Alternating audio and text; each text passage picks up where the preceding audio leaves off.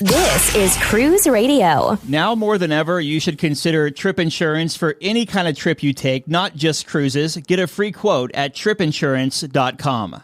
Broadcasting from the tripinsurance.com studios in Jacksonville, Florida. This is Cruise Radio. So Ben just returned from a 4-night cruise to Bermuda, but not just any cruise. He's fresh off the boat on Carnival Venezia's very first cruise from North America. It left New York City last Thursday, went to Bermuda, came back 2 days at sea. Ben joins us on the line. Hey, Ben. Hey, Doug. How's it going? Nice to be here. Yeah, why the heck what made you want to book you just did a 15-night transatlantic cruise, and then you were on the transatlantic cruise, and what'd you say? What the hell, let's just book the next cruise as well? Yeah, exactly. You know, I'd never done the 4-day afterwards, or any of the cruises after a transatlantic before. So I figured I would try to do that and be able to stay on and enjoy the first trip after. Well, those guests too got to get the little invite to the christening party, right? Yeah, that was a little incentive and a little reason to want to go as well, as to be able to go to the christening party and see Jay Leno perform and see the naming ceremony. How was Leno live? I haven't seen him in years. It was good. It was good. You know, his demographic is, I think, perfect for who was at the naming ceremony. I don't think he's generally writing jokes for the Gen Z crowd. Probably wouldn't be as popular for the crowd that was on the 4-day. But I think he would have been very, very, very well off had he been on the 15-day and performed to that crowd. And on that cruise, comedy was sold out every single day. There was lines all the way back to casino.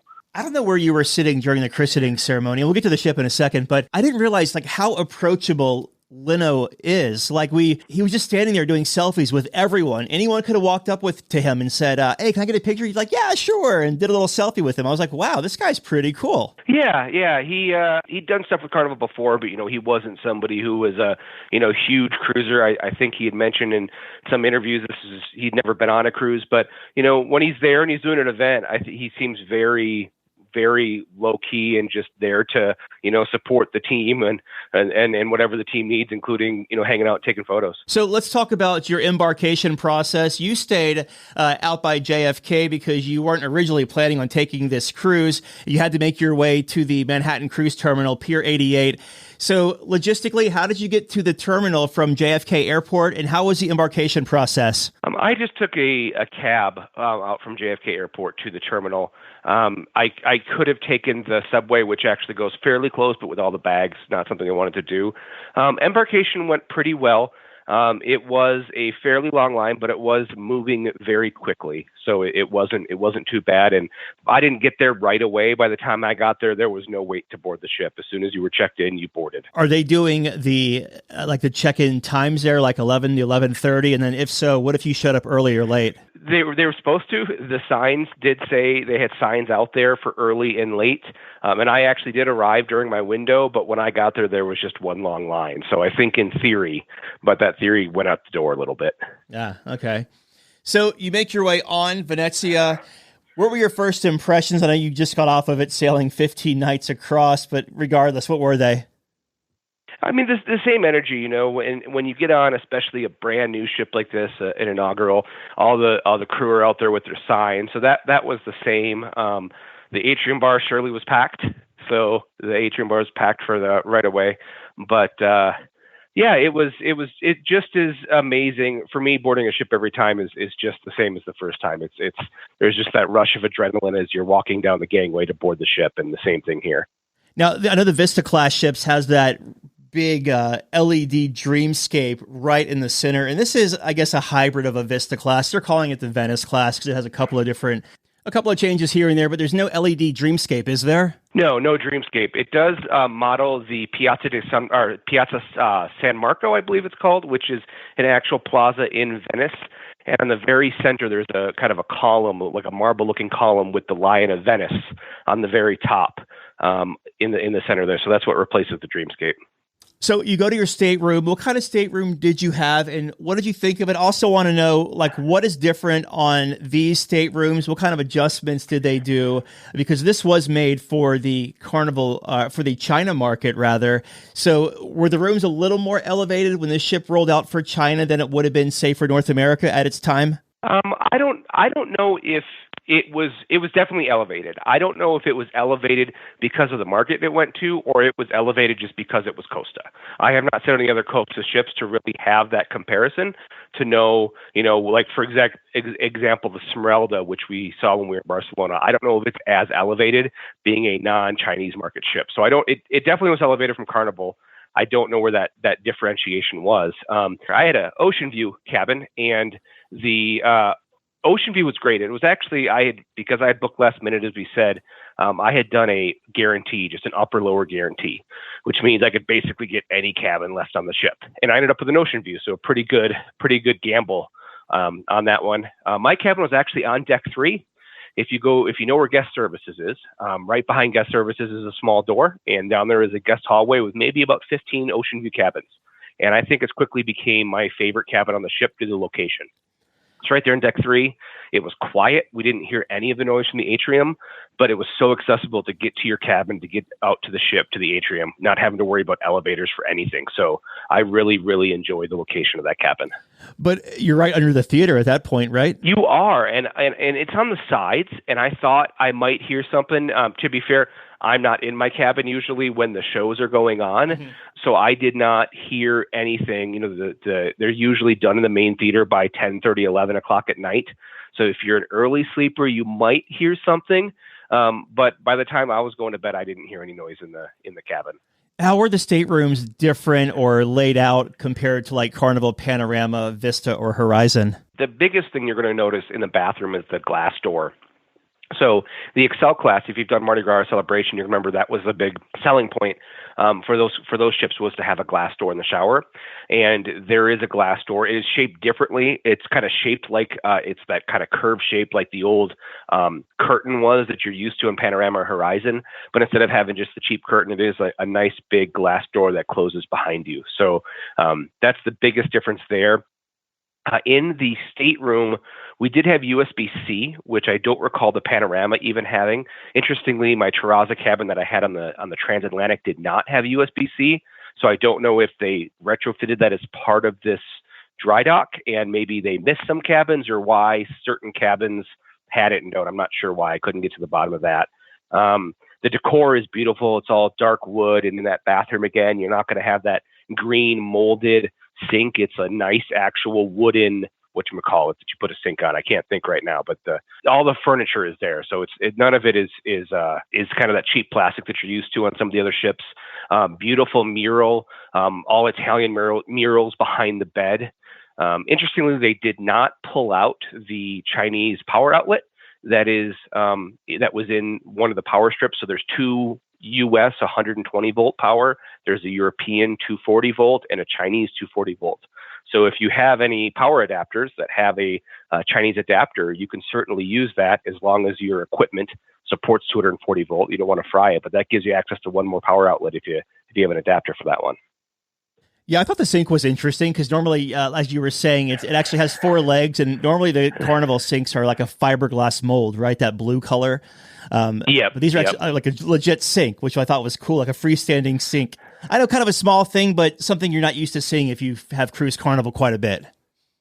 Yeah, freestanding sink, freestanding Kleenex box, which is nice. I tend to end up, as you can hear my voice, I tend to get just a cold on every cruise, and this was long before COVID.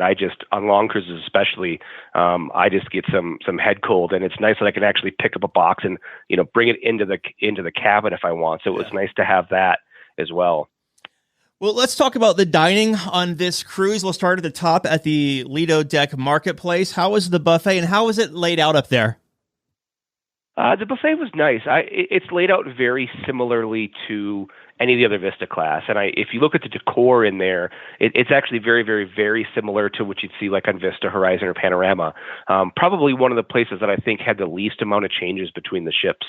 So you've kind of got your forward buffet lines, and you got your aft buffet lines, and depending on the time of day and when they're switching from one service to the other, one set or another set might be open. You do have the deli inside. In the back, you've got pizza as well. Just like the other ships, it's no longer open 24 hours. It is open till about 4 or 4:30 in the morning. You've got the seafood shack in the back. The one thing that I found interesting in this Lido that I don't recall having been around for quite a while is they did have that midnight buffet, which ran from about midnight to 1:30 every morning, and that had a lot of your drunk after club favorites like hot dogs, pizza, chicken nuggets or chicken tenders, stuff like that. And I thought that was nice. And I think it also probably took a little bit of the pressure off pizza when that was the only place you could go get food after you're done, drinking and going out for the night. Now you've got two options. So it wasn't too bad to wait to get food if you wanted to get that last minute bite in. Now, the ship also has a couple of new additions. Of course, we'll get to the bars in a moment, but there's also a new Italian restaurant. It's not Cucina del Capitano. It's called, is it Il Viaggio? El Viaggio, yeah. And how was that? It's great. I think over the two cruises, I went there 4 or 5 times. The food is fantastic. It's a little bit expensive. It's $42. It's priced almost as much as the steakhouse. Personally, if it was just a little bit cheaper, it'd make me want to go more than once on a cruise. I think I went more than once just because after so many days, the dining room just doesn't seem as appetizing anymore. The food is great. The one thing I did learn, and I noticed this really more, I went the embarkation day, and then I think I went the day before we got off. And when I went embarkation day, I went early in the evening. I think it ate around 6 p.m. And El Viaggio also has kids for $10. And I'll tell you, that first day, it was just like a Chuck E. Cheese in there with kids screaming and yelling and playing. And I kind of get that at a Cucina, which is more of a family style, but this is kind of billed as a fancier Italian restaurant, and that was a little bit off-putting. When I went the last day, didn't hear or see any kids like that. So maybe it's just a thing to be aware of on embarkation day when people wanting to try out a new restaurant like that. But for an upscale restaurant, having a kids rate that is especially so much cheaper than the main rate just seemed a little bit off for me. Mm-hmm. Yeah. So how about the main dining room? Of course, you have your 2 dining rooms. The back one is 2 decks. The mid one is just 1 deck. Of course, the one to look at is the aft dining room with that big gondola in the back. What dining room did you have? Or I guess I should say, what time dining did you have? And how was your experience in the main dining room? Normally I am a late dining person. This time, just with the flexibility, I ended up doing your time dining. And part of the reason that I did that was I wanted to eat in that aft dining room with the gondola. So they put the your time back there. That dining room is beautiful. They're both beautiful in their own ways. And not only the gondola, but if you turn around just 180 degrees from the gondola, and they have the stairway from the deck 3 to the deck 4, and the way it's lit is absolutely beautiful. I mean, the dining room is beautiful. It does not feel very large. One of the kind of negative things that I had noticed on the Excel class with the Cucina or the Chibang, because they're so big, they almost feel like a food hall. This definitely does not have that kind of feeling. There's a lot of walls. There's a lot of kind of open windows in the walls. It feels very much like a much more private experience, like almost like you're in a cafe or on a sidewalk in Venice. So very different feel. I think the upper deck is also a little bit larger, where it's on the vista and the horizon. It's kind of just the upper is around the outsides and it's open in the middle. This one is not as open in the middle, and I think that's to counter the fact that they're taking up a lot of floor space for walls and architecture that they normally would be putting tables. But as for the dining room, the food was fantastic. Especially with an inaugural, with everything coming online, sometimes you expect it to maybe be a little bit of miss when it comes to the food. But from day one, even leaving Barcelona, the food was fantastic, the food quality. So that's definitely a kudos to the chef and his team on this ship, that they have always nailed the quality of the food from the first day. Carnival is doing it, and it's even on the side of the ship. It says Carnival Fun Italian Style is what this product is that the ship they got from Costa. How much Italian style is influenced through the food and throughout the ship?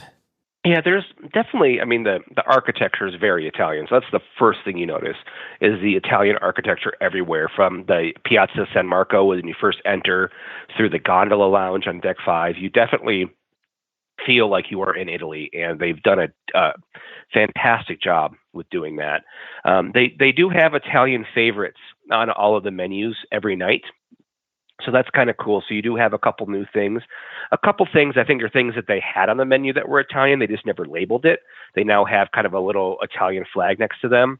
And I think we're going to see more of those type of things with the new menus coming out with Carnival as well, where they're pulling things from like El Fiaccio, pulling things from Gigi and putting it on the menu. So they had a couple things that were like El Fiaccio favorites or samplers on the menu. So you definitely see it there. They have a new playlist show that takes place up on Lido. That's very Italian. Even the first formal night, normally it's the captain's toast, is a masquerade ball. And they do sell masks in the gift shop if you didn't bring one with. So you definitely do get the Italian vibe throughout this cruise. And then, of course, you have Guy's Burger Joint, and they renamed the Blue Iguana Cantina. Is it Tomadero? Tomadoro, yep. And that one's interesting because they call it a fusion, I think, but it basically is everything you had at Blue Iguana. I don't think you lose any of Blue Iguana, plus a couple other things. So they have, in the morning, I actually don't know if they've added anything, but for lunch, they have a couple Italian sandwiches that you can get that are pre-made. Guy's Burger also has a couple new Italian-themed burgers. There's the super melty moots, and then there's the pizza burger at Guy's that are new. And the last food venue I want to touch on here is on deck 5 or I guess the outside decks. Carnival always has that Guy's Barbecue, but there's not a Guy's Barbecue on here, but they replaced it with, is it like an Italian street food stall or something? Kind of, yeah. It's La Strada Grill, and they have a couple of the favorites from Guy's, some of them with a twist. So they still have the mac and cheese there. They have a couple of new salads. They've got a quinoa salad that's really good. They have a couple different sandwich options, and they rotate it too. So if you have more than one sea day on your trip, you'll see different options there. Sometimes they'd have a minute steak. Sometimes it was chicken. They have sausage just like they used to do at Guy's, but now they're usually Italian sausages with tomatoes and other stuff thrown in. So it is kind of a twist of what you're used to with that sea day barbecue with some Italian flair put into it. Okay. Now, how was the entertainment on this 4-night cruise? I know it's very different than from your 15-night cruise, but like I saw some pictures rather of the comedy club lines were quite long. I don't often go to comedy on the ship, but I don't remember ever seeing lines this long on other ships for comedy. And even for the transatlantic, the comedy lines were very long. And I think part of that is they've done a great job of booking great comedians on these ships. I had the chance to, when I was sitting at a bar one night, to meet one of the comedians and chat with him. Seemed like a really nice guy. So I think they're doing a real good job with comedy on the transatlantic. We had Caroline Picard was on board. She's always been a Carnival favorite, and she was on board for the transatlantic. So yeah, I think they've really been nailing the comedy recently on their ships. Isn't there a point though where, and again, I'm not involved with onboard operations, I'm just kind of sitting back and thinking, like, isn't there a point where, okay, the line is going back into the casino, let's just put these late night shows in the main show theater? Like, why wouldn't that be a thing, right? Yeah, and I don't know why they wouldn't. Definitely, I think people want to get up there, especially in the transatlantic, people love to get in lines. They just do. So, and they wanted to be early. I myself did not notice any of the lines on the 4-day, and I just, only because I wasn't down there, not because it didn't happen. I don't think I just happened to walk by at that point. And part of the reason I avoided that area on this ship, the smoking in the casino is pretty brutal if you're a non-smoker. The Panorama and Horizon, I think, have pretty good ionizing scrubbers. You could kind of smell the ionized air down there. I never smelled that on this ship. So while they do have a non-smoking casino, the rest of deck 4, all the way up to atrium and all the way back to almost the main dining room, just smells very heavily of smoke. And I think it was worse on the 4-day. And, you're supposed to be actively playing on a machine to smoke. And I don't believe that was being policed. And part of that is I don't know who they rely on to police that. I hope it's not the housekeeping staff. I hope they, actually have members of the casino team who would try to enforce that. But I just saw a lot of people walking around the casino openly smoking, which it as a non-smoker made it pretty brutal to be down there. And like the other Vista class ships, they have removed the bar out of the casino. Correct. Yep. It is just a service bar. So the bar servers are wandering around both in the annex and in the main casino. So you can always flag them down and get a drink. A few people kept trying to, basically stand at the door to where the service bar is, but definitely don't do that because they're not supposed to serve you directly from that door. So, but you always see bar servers walking around, so it should never be an issue getting a drink.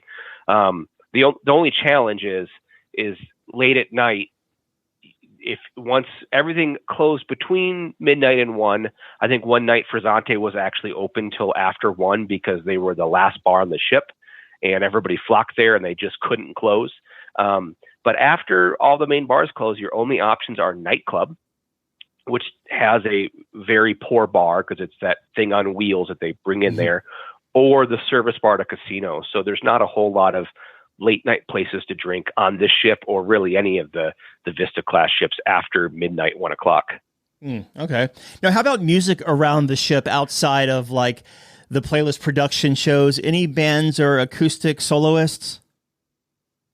Yep. So Reggie was on board from the Philippines, and if you've ever sailed on the inaugural season of Mardi Gras or Panorama, Mardi Gras or Celebration, you've had the pleasure of hearing her, and she always draws a huge crowd wherever she goes. She was playing in both Gondola and in Plaza San Marco, which is the atrium, depending on the day in her schedule. They also had the violin trio. They had another couple, and I don't know. It was a new combination for me. So it was a duo. This one, I think one was playing cello, I believe, and one was on keyboard. And I didn't listen to them much just because of conflicting schedules, not because they weren't amazing, because they were, and I heard great things. I just never got to sit in there a whole lot with them. So we had them. The show band was great. The music on board was phenomenal. The entertainment was definitely great for the ship. Couple of new bars as well. I mean, there's the same Alchemy space is there, but it's kind of revamped. And then there's the Frizzante bar. You pronounced it, right? Yes, Frizzante. What are those bars like now that it's not called the Alchemy bar? And can you still get Alchemy drinks there? And then second, what is the Frizzante bar about? Yep. So the Amari bar is the replacement for Alchemy. They do have half the menu being some of the Alchemy drinks. You can still get your Cucumber Sunrise, a couple other drinks like that. But then the other half is these Amari type drinks. And Amaro, which is the singular version of Amari, means bitter in Italian. So Amari is a type of liqueur. There's different types of Amaris, and they all have a kind of bitter, earthy flavors. They're definitely made for like a digestif, like an after dinner type drink. They weren't as popular, I think, because generally Americans like their sweet, fruity drinks, and they're definitely not that. But once you kind of get to learn them and understand when to drink them and how they work, they're really good. I had the fortune of being one of the first 12 people to take the new Amari class on board, because it's not the Alchemy class. It's similar. They teach you some of that stuff, but then they go into all the different Amaris, and we got to taste the different Amaris and understand, the different flavors and everything. So they are very interesting. To me, if you're going to have an Amari drink that's like an after dinner drink, I could probably drink 5 Cucumber Sunrises. I probably would only have one Amari drink after dinner and then switch to something else. But yeah, it's a great bar. I guess you can't call them alchemists anymore, but the bartenders or the mixologists there are all great. They're all, from Alchemy bars and other ships, so they can, and they can still go off menu for you a little bit, so they can still work on different types of drinks. So you can get it all at Amari. As for Frizzante, this bar is right outside El Biaccio, and if you're familiar with the Vista Horizon Panorama, this whole space is where the guys Pig and Anchor would be on Horizon and Panorama, or the Red Frog Pub on Vista. So the El Biaccio would be kind of more where the seating area is, the dining area, and then Frizzante is where the bar would be. So this replaces the Red Frog Pub and the Pig and Anchor on those ships. And it's great. It is they have great espresso martinis. So back in the other ships, if you wanted espresso martini, you'd have to bring espresso yourself, go to the Alchemy bar, they'd make you an espresso martini. Now every bar except Amari has an espresso machine because it is Italian, and they have 5 different espresso martinis that they can make there for you. They're also a spritz bar, so they've got a Frizzante spritz, they've got the famous Aperol spritz, and they've got about 3 or 4 other spritzes to try. One of the most popular things they had there was a limoncello mojito, and that was so popular that they ran out of mint leaves very, very, very quickly. Wow. So that was definitely a crowd favorite on Frizzante, but also another great bar, great bartenders, just a great venue.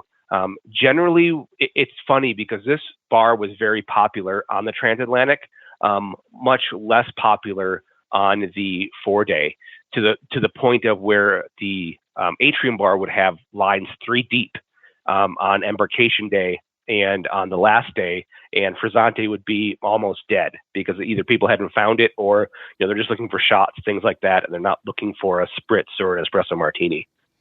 And then a couple more bars I want to hit before we move on here.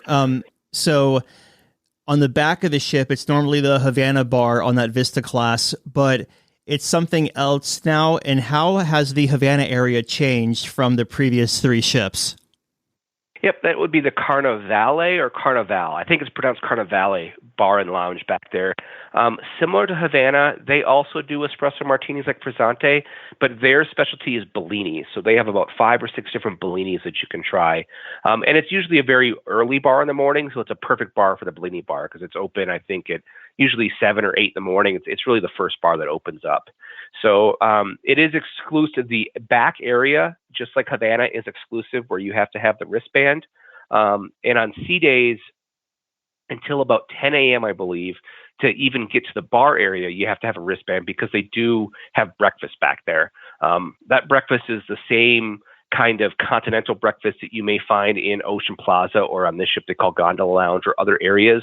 So they've got croissants, they've got muffins, orange juice, things like that. It's not a big thing, but they do have that back there. And you're supposed to be a Terraza guest, which is what they're branding the Havana back there. You're supposed to be a Terraza guest to have access to that.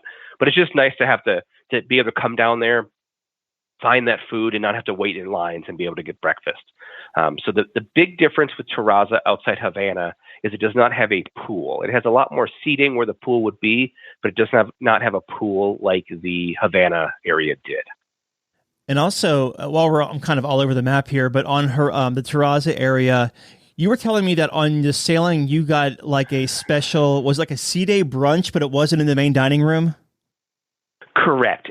For the Terraza guests, you do get 1 complimentary sea day steakhouse brunch, and they will actually come through. So one of the neatest things about Terraza, especially sailing under New York, the neatest thing is being able to sit back there in that area for the sail away party. So they have a sail away party. They bring the DJ back there, and I'm not sure you need DJ hits in the middle of this supposedly elevated area. That kind of seemed weird to me, but just having access to this beautiful area as you're sailing by. So on the port side, you're going to have World Trade Center. You're going to have Empire State Building. All of Manhattan's going to be on the port side of the ship. And then as you come around, basically as you're exiting the Hudson River and you're going towards the bridge, the Verrazano Narrows Bridge, on the starboard side, you're going to have the Statue of Liberty right there. So the views of Terraza are absolutely phenomenal. And then while you're doing that, they will have a couple of the steakhouse waiters come by and basically pick or work with you to select a time for a sea day brunch, I believe between 11 and 1 or 2 on one of your sea days. And that brunch was fantastic. They had your standard steak and eggs. They had a calzone, kind of going back to that fun Italian style. They had beignets, so a little bit of a borrowing from Emerald's Bistro on the celebration in the Mardi Gras. Beignets was one of the desserts. So they had a great menu, and it was fantastic for the sea day brunch. So they have 77 Terraza cabins. Does it ever feel super packed in the back of the ship, though? It didn't. There's definitely usually people back there enjoying it, but it never felt too crowded. It never did feel too crowded. And they do have a lot of extra seating, a lot of kind of those 2 or 3 person couch type things with the wicker back couches. So there's plenty of seating back there. It never did feel too crowded. And on this sailing, because it being the first sailing, everybody got to enjoy it with Christine Duffy. She was back there with us enjoying the views. Nice. Okay, so there was also 2 changes up there on the Lido deck. They actually moved the Java Blue Cafe. Normally it's on that main promenade. Now it's on deck 10. They also have a new bar up there. I think it's called Rococo. Correct. Yeah, there's an accent on the last O, which I don't know how to. Rococo. I guess I always call it Rococo, and I think that's wrong. But yep. So that bar combines the Blue Iguana and the Red Frog. So you can get your favorite tequila drinks or your rum drinks there. They don't really have the full menus of those 2 bars, but they do have a full bar there. So they have plenty of, tequilas and rums to make whatever you want. But their real specialty is frozen drinks. Think of it as any of your favorite frozen drink bars on land. So there's, I believe, 6 or 5 different flavors that you can get. And the great thing for these is that they're in those machines and they're ready to go. So you can just go up there and they do have some combinations like a red, white, and blue and a rainbow one and an Italian flag one. So you can get combinations if you want. But they're just up there and they're quick. It's great for bartenders because they don't have to make 2 separate drinks every time you order a Miami Vice. They just go and hit both machines. And it's great for the guests because you're not having to wait for them to make 2 drinks for you. So it's a great place if you want to get a quick blended drink, a pina colada. They do have a blues margarita blended up there. They have a strawberry daiquiri, pistachio dream, which is a new one, kind of Italian with a pistachio liqueur. So, and then they have a Bellini. So they have an orange one up there. So great place to go get a quick, refreshing blended drink while you're enjoying the pool on a sunny day. If the line is too long there, or you can't find a bar server, you can go up to 11 and there's a, gosh, I forgot the name of it. I think it starts with a P. That new bar up there on 11 on the port side, Piroga? Correct. And I don't remember the name of it too. The interesting thing is when I looked on the ship map, on the app, on the phone app, when you're on the ship, they don't actually list it up there. So it was only open, I think, early in the day, if I recall correctly. Every time I walked by it, it was closed, but I know that there was people working at it like 11 o'clock. Pergola Bar. I just looked it up. Mm-hmm. So the Pergola Bar. And it's not open very long, but it is kind of nice and quiet up there. And it's a fairly small bar, but they have kind of your standard bar drinks that you could maybe find at Atrium. How were the sea days as far as crowds and congestion? Because it's a little different when you walk out there on that Lido deck compared to other ships. Yeah, the longest lines I saw was at the Java Blue Cafe. So for whatever reason, it is weird, and this is something unique with this ship, is Java Blue Cafe was moved up to the Lido deck from down on deck 5. If you're just a coffee drinker, that's not a huge deal because every bar on deck 5, except for Amari, has an espresso machine. But if you want the milkshakes, you want any of those donuts, you do got to come up to deck 10 for that. And that place always had a line. Probably the busiest place I saw on the ship. Rococo never had too much of a line. Again, I think because they can serve so quick. Guys has the normal lines during the lunch rushes, so nothing crazy there. So you'd see your normal kind of lines there. So I didn't think the lines were too horrible. On this 4-day cruise, the worst time, I think, for food was when we got back from Bermuda, the other B island.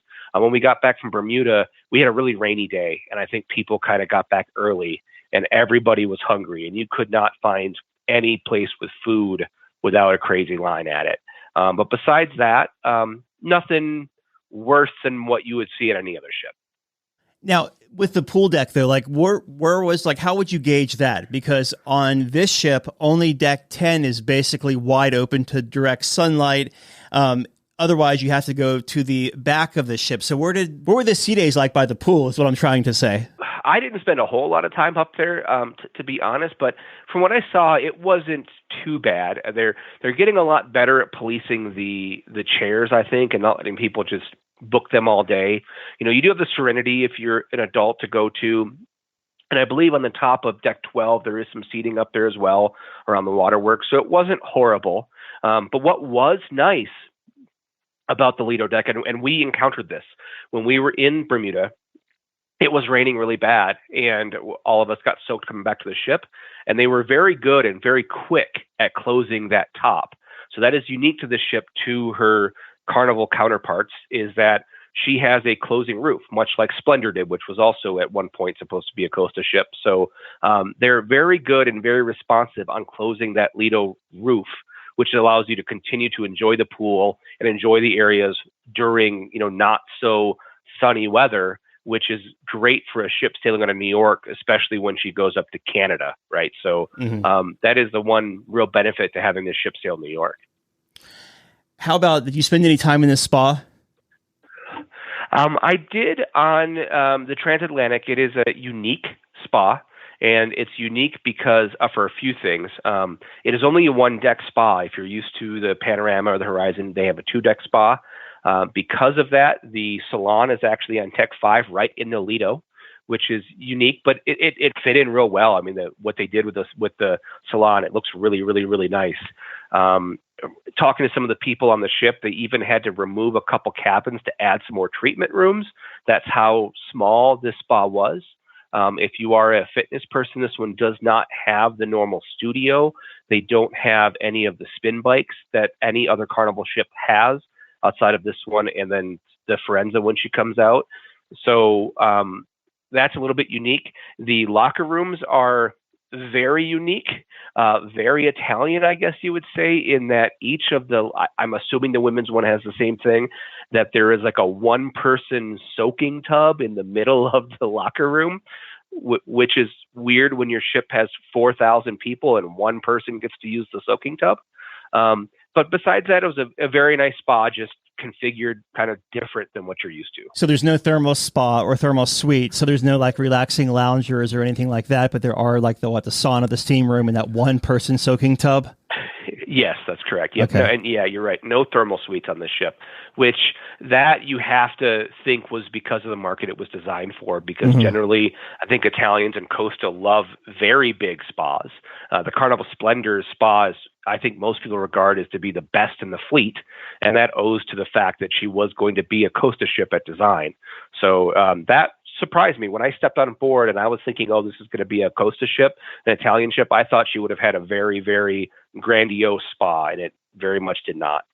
Yeah, because those little Costa and the MSC cruise ships, like their spas legit take up a quarter of like Deck 8.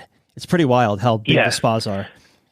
Yep, and kind of a tangent from that, if I may briefly, one of the weird things about the ship, not weird, but different, and because of the market she was designed for, is all of Deck 4, if you look at the old deck plans for this ship, all of Deck 4 used to be casino. It's still mostly casino, but the new Heroes Tribute Bar, which is beautiful on the ship because they got to design it from the ground up, absolutely beautiful bar.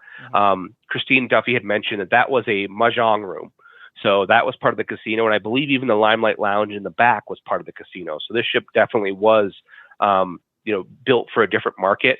If you're on Deck 3 and you go forward, you can find where they used to have a karaoke lounge, and unlike Carnival karaoke, which now is in Carnivale, where everybody's just sitting around the karaoke machine watching one person sing, they used to have individual karaoke rooms, so just you and your friends would sing kind of in private. Those rooms are there, just not used. It's just a dead space on Deck 3. So it definitely did have some elements that we're just not used to in the North American market. Yeah. Well, let's talk about Bermuda. What did you do in Bermuda? You said it was a little rainy there. So how was the experience? And it was a 4-night cruise. So how much time did you actually get in Bermuda? I think we were there till 4:30 in the afternoon. And the skies just opened up pretty early there. So I personally just went off with some friends and we found a nice little cafe and had brunch, and that's all we did.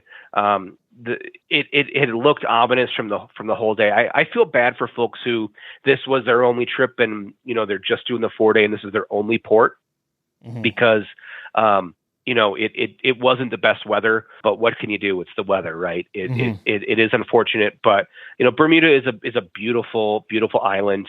They were taking the US dollar, which I thought interesting. And maybe just for us being there last time I was there, I thought they were still charging everything in the Bermuda currency, which is locked, I believe, to the British pound, if I recall correctly. But everything was in US dollars there. Credit cards worked, so everything was great there.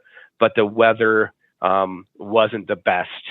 But getting back on the ship wasn't too bad. So you kind of just make the best of it. But a lot of people came on the ship early, which is what caused all those lines for food that I mentioned earlier. Where the ship docks, is it pretty walkable to check out some things without having to hop in a cab and like go to the city center or anything like that? Oh yeah, it docks right in the middle of, I don't want to say town, but there's cafes and restaurants and all that stuff right around. It's only it just as long. The pier is like right next to everything, so it's not like a Freeport situation where you get off the boat to take a bus 20 minutes. So it's very, very, very walkable. But even in that 5 minutes it took to go from the cafe to the ship, we were drenched head to toe. That's how much the rain came down. Wow. Okay. All right. So you leave Bermuda after you're soaking wet. You make your way back to the Manhattan Cruise Terminal. How was debark up there? Debark was actually really easy. So they do have Smile and Go working now, which was great. When we did the transatlantic portion, we didn't have Smile and Go, and that had some lines. I mean, it was still fairly quick, but you had to talk to somebody. It takes 30 seconds per person or whatever. It just took 2 seconds to look at the camera, you get the green light, and you walk off. So if you're not familiar with sailing out of New York, you get dumped out in the middle of Midtown Manhattan in Hell's Kitchen. Good luck. So you kind of got to cross a big, busy street to get to where you can take Ubers, things like that. The one challenge that we had is I was on the 9 o'clock bus to JFK Airport. I elected for the bus because it was $40 and an Uber is at least $100. However, I guess the 9 o'clock shuttle was the last shuttle, and their instructions were to not leave until everybody was on the bus. And I don't know if the folks, the people at Shore Excursion were very, very nice, very helpful, but they had mentioned that, if you miss the 9 o'clock bus, don't worry, another one will come. And that's not what happened. It's not that another one would come. They waited for you. We didn't have some people board that bus until 10:45 because they basically waited to get kicked off the ship. So wow. Some people, we sat on the bus for almost 2 hours before we left. So that's something that could definitely be worked on if you're not on that first bus. Just the communication, making sure people understand that it is a 9 o'clock bus and to be there at 9 o'clock, because some people, sitting there doing nothing for 2 hours wasn't the best experience. Once we got on the road, very smooth, very easy to get to JFK. Got there a lot quicker than I thought we would, and maybe waiting around so much for rush hour to finish may have actually helped. But that was the only kind of awkward thing getting off the ship was that shuttle to JFK and how long we waited around. Now that you're off the ship, if you could go back and tell Carnival anything about this ship, whether it be this ship is missing this or you could do this better, what are your thoughts there? What would you say? So one of the things that I miss on this ship, and I don't know how Carnival could fit it in, and it's just a change in the way they built the ship versus the Panorama, the Horizon, and the Vista, is the basketball court was lowered one deck on the ship. It used to be up on deck 12, above Cucina del Capitano and Gigi. They lowered it down at deck 11, which effectively eliminates that space where Cucina and Gigi was. And I really miss Cucina and Gigi especially. El Viaggio is great, but Cucina was $18. And if you have a big group of friends, it was a great place to go, sample a bunch of food. And Gigi, I think for me personally, is the best food that Carnival has on a ship, outside of maybe Emerald's. So I do miss those venues there a lot. And I miss that during the sea days, maybe they were hiding it somewhere else. I never found it, but having access to that Mongolian walk and the Ciao Bello pasta bar that they have. So that was the thing that I missed the most on the ship, were those two. But the only other challenge with this ship, really, and it's not with the ship, it's just with its itineraries. It normally does these 8-day, 7-day itineraries. It's going to do a couple 5-day itineraries to New England and Canada. And then I think just to make the schedule line up, once in a while, it does this 4-day to Bermuda. Mm-hmm. And a 4-day, if you've ever done a 4-day cruise on probably any cruise line, they're known as booze cruises. It's a nice long weekend. It's a Thursday to Monday type cruise. And people drink a lot, and it's a party ship, and that's fine, and that's totally fine, and you know what you're getting into when you go on that. So nothing wrong with that. But most of the 4 and 5 day cruises are on ships that specialize in 4 and 5 day cruises, and they kind of get into that swing of 4 and 5 day cruises and how they operate. They operate very differently. Obviously, the bar's much busier than you're going to see in an 8-day cruise, things like that. So when you only throw one of these in once a month to this ship, it's pretty jarring for all the crew on board who've been used to doing these kind of more relaxing 8-day cruises who get thrown into this 4-day real quick. And this ship, being as beautiful as it is, unfortunately on those party cruises, people drink a little bit. Saw a ceiling tile get destroyed or knocked out in the nightclub. There's a lot of leaves that go up a lot of the columns that are very pretty. And at 2 a.m., you see a lot of the leaves on the ground that people have ripped out. So I don't think this ship, by the nature of her, is really a good 4-day ship because of just how elevated she's supposed to be. And again, just not being a 4 or 5 day type of ship where they run those all the time. It is not the same experience, and it's probably not the same experience as a guest. You may be waiting a little bit longer for your drinks. They may run out of certain things just because this is not their standard of what they do on this ship. So, if you live in New York, this may be your only option to do a 4 or 5 day. But if you're looking to fly in for a 4 or 5 day from somewhere else, I would recommend if you're looking for a party cruise, you're looking to go out, we saw a lot of bachelorette parties. If you're looking to have a good girls' weekend away party, I would probably pick a 4 and 5 day out of, say, Miami, which is going to be more specialized and ready for a 4 or 5 day type environment than the ship. Do you have any first-time tips? I mean, that was a tip right there, but anything for someone who may be sailing Venezia for the first time? Walk around, get the lay of the land of everything, understand how the elevators work. These elevators are just like Horizon and Panorama. So you hit a deck number, and then it's going to tell you a letter of which letter to go to. And the letter will light up. It'll make noise. Don't just get in the first elevator's doors you see open because you don't know where you're going to end up. So saw a lot of that, especially in the 15-day with people struggling with how the elevators work. If you have a large group, hit that deck number more than once because it's going to know how many people are going to an elevator, and it will know if it needs to pull another elevator to support the crowds. So learning the elevators is a big thing. If you're a new cruiser, please don't take your gratuities off at guest services. So many people like to do that. It's really not nice to the people who've been helping you. A lot of people say they like to tip in person, but you don't see all the people in the galley who've been working to cook your meal, prepare your meal, things like that you never get to see in person to tip. If you have an opportunity to do terrazza, especially if you get an upgrade, it can be a little bit expensive, but I know I talked to a lot of people who said they were offered upgrades to terrazza. I had an upgrade offer to terrazza that was really reasonable. Do it, especially sailing out of New York. That view on that terrazza back, the aft of deck 5 is absolutely beautiful for that sail away. So I highly recommend doing that as well.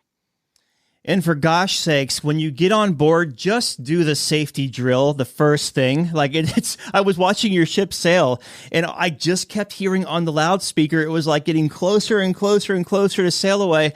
We still have 596 people who need to check in. We still have 488 people. We're waiting. Come on. Yes, for sure. And it does not take very long. It takes 30 seconds of your day. They've made it so simple. But it's great because you actually get to ask questions. I've learned a lot in these in person versus the old pack you all in and do it in a big stage full of 500 people.